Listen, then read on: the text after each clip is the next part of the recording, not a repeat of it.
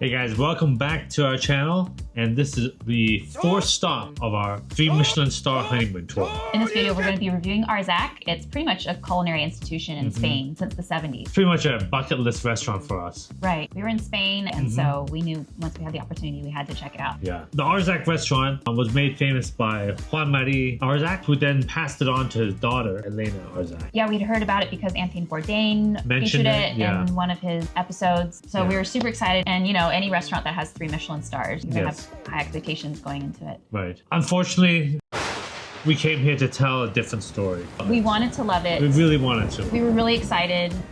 And we were actually surprised when it didn't quite live up to all of our hope. There are 5 complaints that we'll be going through about the restaurant. All right, so let's get into those. Okay, let's get into it. Okay, so starting out, our top complaint, overall, the food just seemed to have questionable flavors. Either a lack of flavor, or something was too sour or tart, or just flavors that seemed kind of mismatched, and it was confusing why the ingredients were put together. Right, and it seemed like it was trying to get somewhere, but it didn't get all the way there. Yeah. You know, for a 3 Michelin star restaurant and comparing it to the other ones that we went to on our honeymoon tour. You're just overwhelmed with flavor. Yeah. Right. So that's the expectation you have. Everything kind of went together, melded, but for Arzak, we were left confused with some of the dishes. Right. But, you know, they did have some that were not bad. Yeah. You know, it wasn't all a miss. For example, they had this little cod soup shot that was really flavorful. It's like a really creamy fish soup with a really nice cod flavor in the creamy shot. And then they brought out this whitefish sashimi dish with the crunchy chip that went with it. And this had a lot of flavor. It was really good. This was actually one of the first dishes they brought out, and it got you excited for what was to come. And then the fennel fish, this was cured perfectly, tasted amazing. The sauce was great, candied coriander as well. Everything just went really well together. So to their credit, they had some dishes that,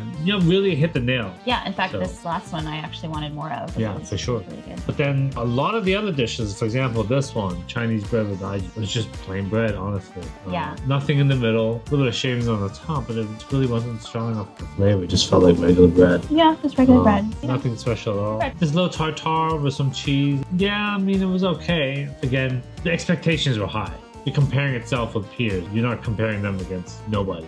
Yeah, for a culinary institution. Exactly. You expect them to be able to back that up. Some other dishes, like a mushroom risotto dish that they brought out. It was tasty, it was well done, but it wasn't something that was special that I couldn't find anywhere else. And then they had this ear of blue corn dish, which was kind of like corn prepared in different ways and different textures. So they had creamy corn inside of a crunchy corn flavored shell, and then like crispy little topping. This, I feel like, lacked substance. I don't know, it lacked an identity, something grounding it. And then they had this monkfish dish that was well cooked, tasty, but if you have just very monkfish, safe. It was very safe. It didn't seem like it was something that would blow you away. Right. Well cooked fish, just tastes good, just very safe. And then this was a low temperature egg. Low temperature egg. Yeah. So again, another one that's a very safe dish. Yeah, you just make a nice low temperature egg, pretty standard. Yeah. And it's kind of hard to go wrong with a slow cooked egg. Very familiar flavors. Yeah, nothing too surprising. And then this was one of the desserts that they brought out. This was a guava slushy mixed with bitter orange ice cream and acai powder. Yeah. I just felt like the bitterness and the orange and the guava were too similar and too bitter. I felt like it needed a creamy it needed a little bit more sweet to... Something sweet to balance it. Yeah. And then this was another one of the desserts that they served. It basically tasted like a flavorless... That was super tart. It was super tart. It was basically like a flavorless, crunchy biscuit with really, really tart raspberry and yuzu sauces in it. Really tart. So again, nothing to kind of balance the tartness. Right. The second issue that we had were actually involving one of the ingredients was in one of the dishes. So with scarlet prawns, usually what happens is they'll serve the meat of the prawn in one dish, and then usually they'll serve the head of the prawn in some kind of separate sauce, because that's a delicacy. A delicacy. It's a really rich, really strong flavors. Yeah. Super tasty, and yeah, it's one of the hallmarks of the scarlet prawn itself. And so it was nowhere to be found on the dish. Well, yeah, we actually asked the server, hey, what did they do with the head? The server acted confused, didn't really know what had been done to the head. I don't know if the chef threw it away or we still don't know. It's What a happened to mystery. the head?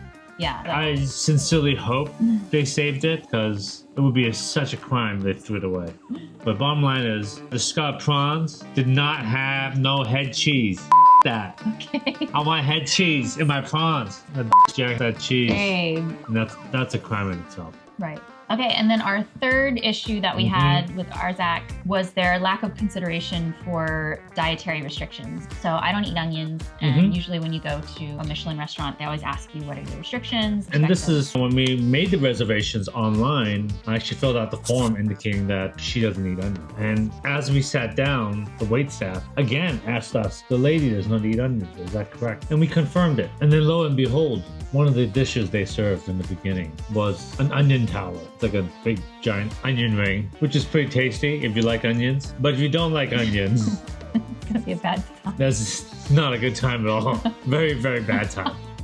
If you have a dietary restriction, if you're allergic to something, this is something that's important for restaurants to be able to honor those. Exactly. The fact that they even confirmed with us, Right. and then to still serve it, it would just seem out of character for a Michelin-starred restaurant. Right. Their service is usually top-notch. So just another little snafu. And then our fourth complaint that we had was the dining room smelled of cigarette smoke. Yeah. Oh, it was bad. Not really something that you want to be smelling while you're eating. So the dining room was the top floor of the building. So maybe somebody was smoking underneath the window or downstairs, but you could smell it. And as you're eating, It was very strong. very strong. And we even asked the wait staff if they could do something about it. Yeah, they could check if someone's smoking in the back. Throughout the night, they said they couldn't do anything about it. It just made the dinner very off-putting to be able to smell cigarette smoke during the whole dinner. It's just a little disappointing considering the fact that it's a 3 Michelin-star restaurant and we are comparing it to the other restaurants we've been to and we never experienced anything like that. Yep. Even non-3 Michelin restaurants that you smell cigarette smoke, they will accommodate. They'll either try to find you in a different place or they'll try to eliminate the smell. Unfortunately at Arzak, they did not seem to have any solutions or even attempts to alleviate the situation.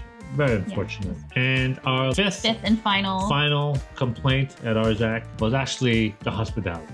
And this was a very unfortunate situation where as we're leaving, and just to give you a picture, Arzak is kind of in a standalone house. There are no lights around it. You know, we had to take a cab there. We had ended dinner around midnight and it was dark, things were closed, and we were trying to get a cab to take back to our hotel. The wait staff actually were trying to push us out of the restaurant. Yeah, they told us the restaurant's closed.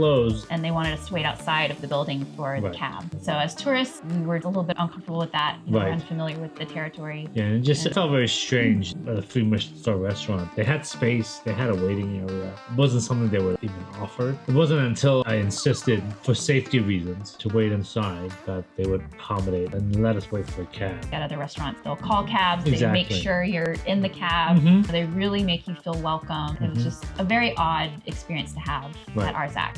So it wasn't all bad. They had some dishes that were pretty good. Yep. Still nothing I would rave about, but you know, some people love it. So if you guys have been, let us know what you think.